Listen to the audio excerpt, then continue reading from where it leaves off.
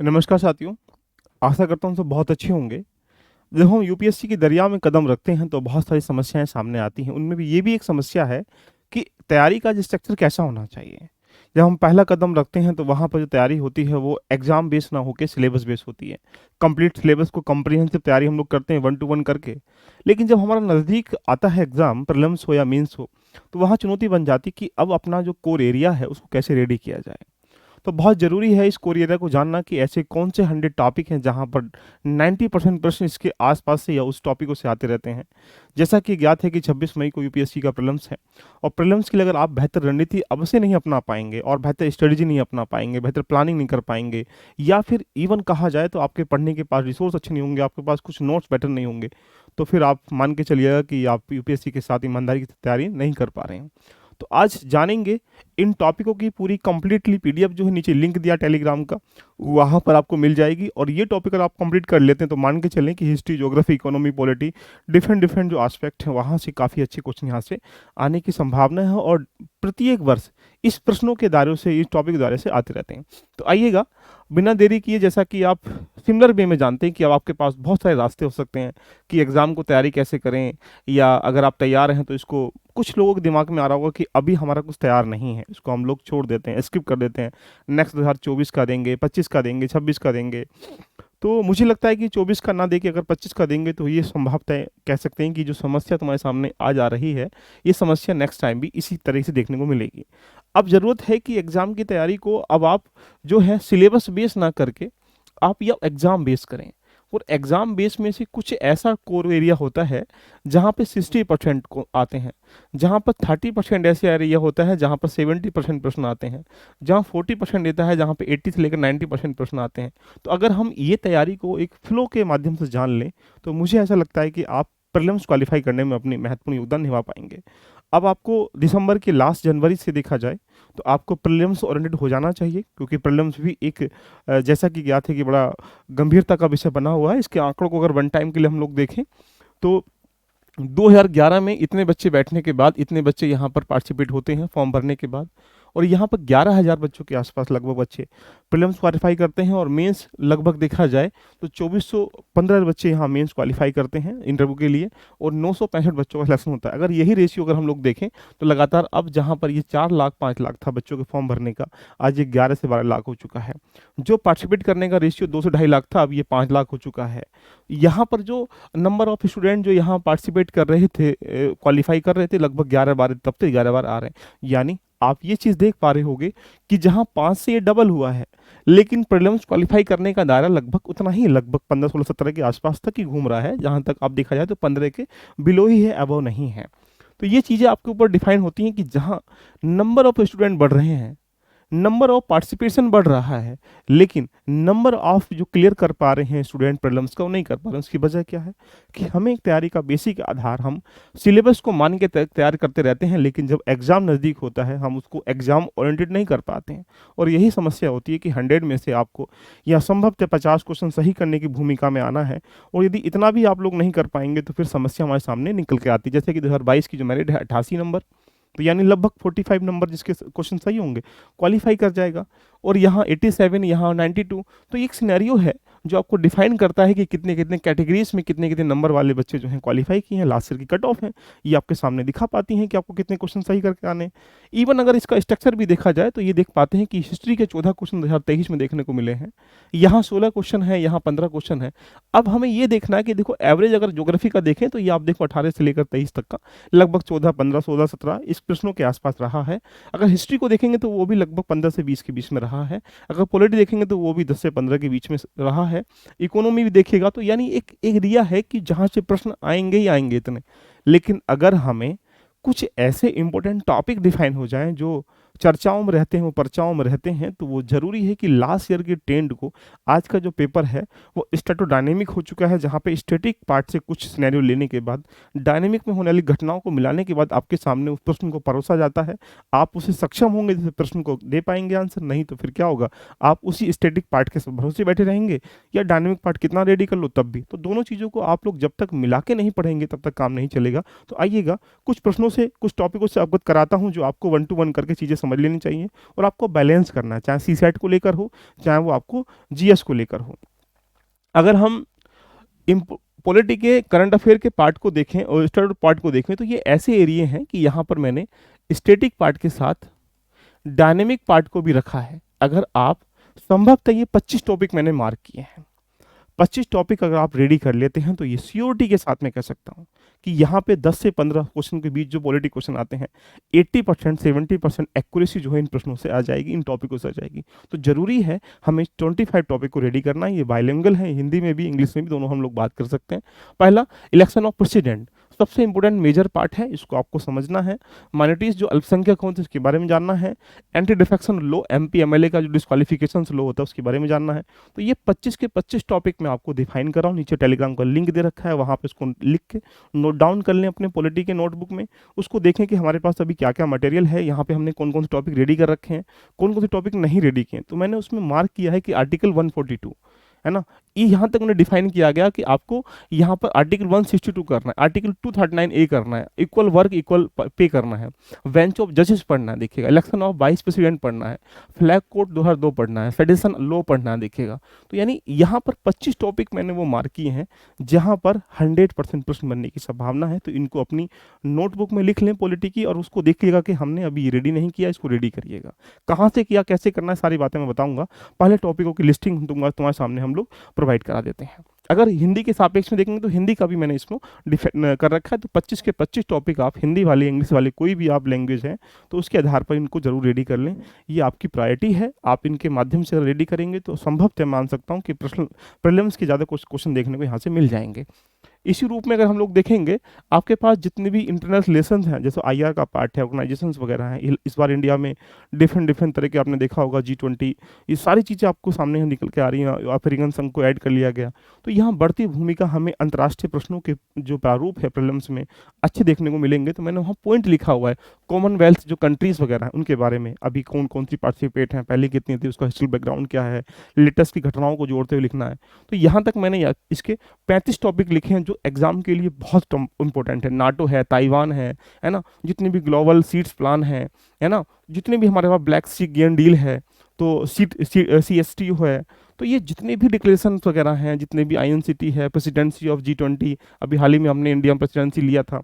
तो जितने प्रश्न करंट अफेयर के IR से बन सकते हैं वो ये 35 टॉपिक हैं। ये मान लीजिएगा बिल्कुल कंसाइज वे में छान के टॉपिकों को मार्क किया गया कि ये ऐसे टॉपिक है जहाँ से प्रश्न एग्जामिनर भी सोचेगा कि हाँ बनने चाहिए। तो ये टॉपिक आपके दिमाग में होने चाहिए। वर्ल्ड WTO को लेकर हो, इंडो पैसिफिक इकोनॉमिक फ्रेमवर्क को लेकर हो, या अंटार्कटिका टेरिटरी को लेकर हो, यूएन बैंक को लेकर हो, ग्लास नोट एंड इसको लेकर हो, यानी ये इन टॉपिकों की लिस्टिंग मैं आपको प्रोवाइड करा रहा हूँ, जहाँ पर इसको लिखने के बाद आप 1 to 1 पे काम करिएगा। और जिस प्रकार समरकंद घोषणा, ये उसी का इंग्लिश का वर्जन है, इसको आप रेडी कर सकते हैं। उसके उपरांत चलते हैं इकोनॉमी के इंपॉर्टेंट टॉपिक के रूप में मैंने यहाँ पे 20 टॉपिक लिखे हैं। 20 टॉपिक वो हैं जो आपके इकोनॉमी के जो 10 से 15 क्वेश्चन आते हैं वहाँ लगभग 80% एक्यूरेसी लेके बैठ रहेंगे, दावे के साथ मैं कह रहा हूँ आपसे। क्योंकि उसकी वजह क्या है कि ऐसे एरिया हैं जहाँ से प्रश्न डेफिनेटली नहीं बनने हैं। तो ये सब कुछ लिखा है। इंटरनेशनल जो बिलिंग एक्सचेंज है, 4th इंडस्ट्रियल रेवोल्यूशन है, हमारे पास एग्रीकल्चर सेंसस है ना, तो गति शक्ति यूनिवर्सिटी के बारे में काफ़ी अच्छा है। ट्रेड पार्टनर हम लोग लगातार कर रहे हैं, अमृत सरोवर मिशन को हम लोग काम कर रहे हैं, इंटरनेशनल ट्रेड इन रूपीज़ में बात कर रहे हैं, है ना, आशा है, इन्फ्लेशंस है, और संपूर्ण योजना है, फॉक्सकॉन है, इलेक्ट्रोल गोल्ड रिसिप्ट है, इन्फेंट मोरलिटी रेट है, हंगर इंडेक्स के बारे में बहुत अच्छा पूछता है, डिजिटल रूपी के बारे में। तो यानी वाइब्रेंट विलेज प्रोग्राम, बहुत अच्छा क्वेश्चन देखने को मिल रहा है। ये वाला प्रोग्राम जो है अगर आप इसको रेडी कर लेते हैं तो मान के चलें इकोनॉमी का लगभग कुछ एरिया आप बहुत अच्छे से रेडी कर पाएंगे इन पॉइंटों के आधार पर। इंग्लिश में भी हिंदी में दोनों मैंने इसको ट्रांसलेट करके आपको डिफाइन कर रखा है। इनका लाभ उठाकर अपनी कंप्लीटली प्रीलिम्स की टॉपिक को मार्क करते करते इनको लेने का प्रयास करें। उसके बाद अगर बात करें इन्वायरमेंटल इकोलॉजी की, ये मैंने इसके 10 पॉइंट लिखे हैं। 10 पॉइंट से मान के चलें कि 6-7 क्वेश्चन आपको देखने को मिल जाएंगे। ये पॉइंट वो हैं जो एग्जाम के लिए बहुत इंपॉर्टेंट है। तो आप इन्वायरमेंटल की जो नोटबुक है, आपको जो नोट्स बना रखे हैं उनको लिख लें, मार्क कर लें, इनको देखें कि हाँ हमें ये आता है, हमें ये नहीं आता, तो उसको भी रेडी करना स्टार्ट करें। क्योंकि वक्त कम है वक्त को बदलने के लिए, लेकिन वक्त बहुत लगता है वक्त को बदलने के लिए। ध्यान रखिएगा जब तक आप बिल्कुल सही डायरेक्शन के अनुकूल तैयारी नहीं कर पाएंगे, प्रीलिम्स अपने आपके हाथों से निकल जाएगा, राइट। तो कूनो नेशनल पार्क काफ़ी फेमस है, मिशन लाइफ बहुत अच्छा फेमस है, जस्ट एनर्जी ट्रांजिशन पार्टनरशिप बहुत फेमस है, कोप 28 मेजर फोकस, आप जैसा कि 28 के पीछे वर्ल्ड वाइल्ड प्रोटेक्शन अमेंडमेंट 2022 में भी चेंज हुआ, उसके बारे में बड़ा फेमस है। मैग्रोव जो एलियंस ऑफ क्लाइमेट चेंज बहुत फेमस है, आर्टिक सी मेल्टिंग बहुत फेमस है, जोशी मठ के बारे में आप जानते ही हैं, बायोप्री के बारे में जानते हैं, टाइगर सेंसस के बारे में अभी हाल ही में घटनाओं में कुछ देखा होगा। तो ये 10 के 10 टॉपिक बहुत इंपॉर्टेंट, इनको एक बार मार्क कर लें। अगर हम साइंस टेक्नोलॉजी के रूप में बात करेंगे तो ये कम से कम मैंने आपके सामने 19 टॉपिक लिखे गए हैं, 19 टॉपिक बहुत इंपॉर्टेंट है साइंस टेक्नोलॉजी के। ये ऐसे एरियाज हैं जहाँ से ज़्यादातर प्रश्न आपको देखने को ये मिलेंगे, तो इन टॉपिकों को बिल्कुल भी स्किप नहीं करना है, जो कि 20 के 20, 19 के 19 टॉपिक आपके सामने डिफाइन कर रखे हैं। आर्ट एंड कल्चर तक मैंने लिखा है कि आर्ट एंड कल्चर के 15 टॉपिक मैंने उठाए गए हैं, जहाँ से लगभग 4-5 क्वेश्चन आर्ट एंड कल्चर से लेके आता है।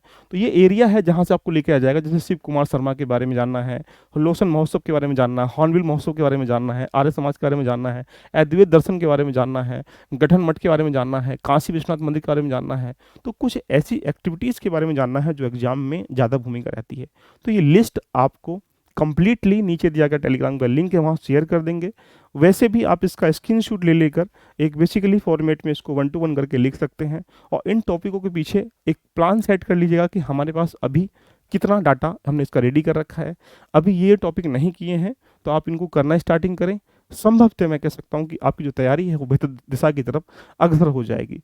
यदि आपको लगता है कि यूपीएससी प्रीलिम्स के सापेक्ष में, मैंने यहाँ पर एग्रीकल्चर ज्योग्राफी के टॉपिक को भी लिखा है, देखो सब कुछ लिखा है, एग्रीकल्चर ज्योग्राफी के टॉपिक को हिंदी इंग्लिश दोनों में लिखा है, दिखेगा। अनानास का उत्पादन के बारे में बहुत अच्छा क्वेश्चन, मखाना के फ्लावर्स नोट्स के बारे में, हॉट स्प्रिंग के बारे में, महली सीएनजी टर्मिनल के बारे में।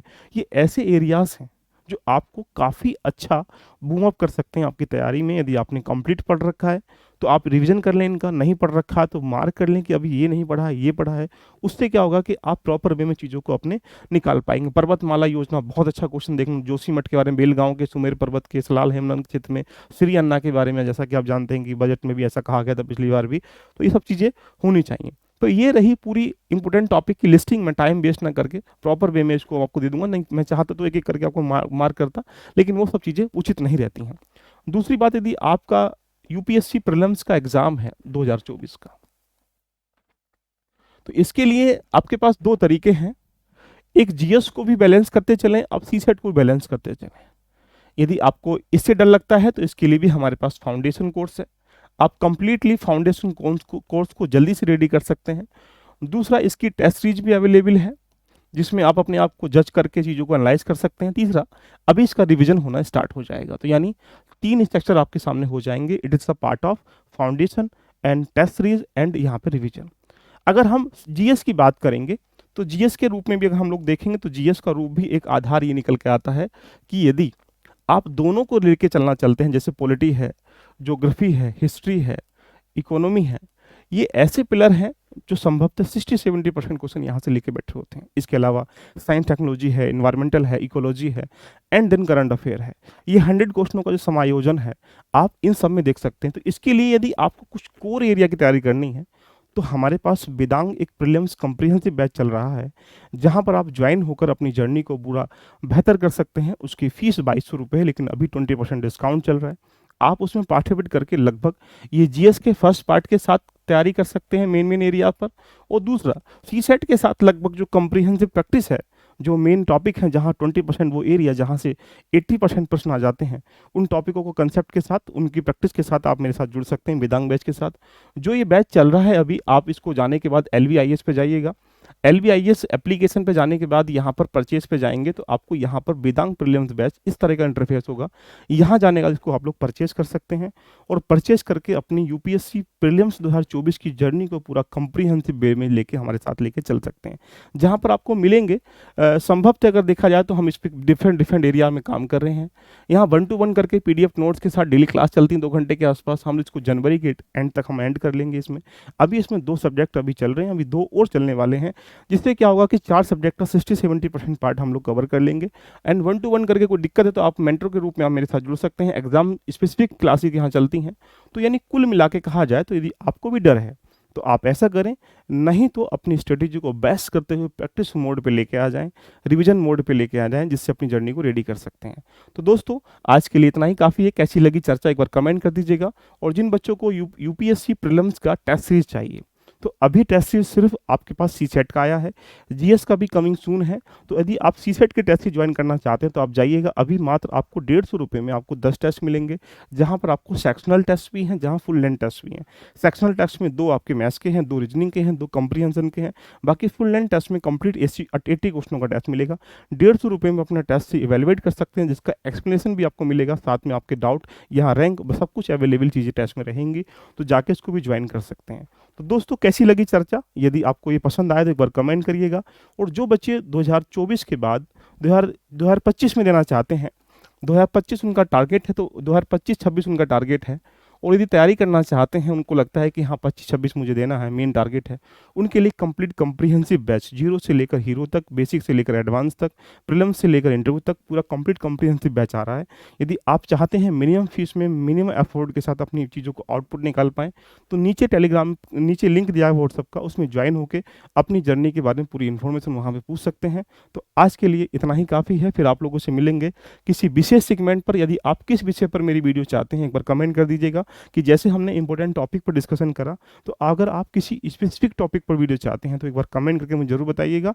लेकिन इस 100 टॉपिक के जो एक सिनेरियो है, इसको लिख के, हिस्ट्री, ज्योग्राफी सबको अलग करके लिख के रेडी करना स्टार्ट करें। मुझे लगता है कि आपको बहुत बेनिफिट होगा। All the best, love you, love you, bye bye, take care, स्वस्थ रहें, व्यस्त रहें और मस्त रहने के साथ पढ़ते जरूर रहें ना। Bye bye.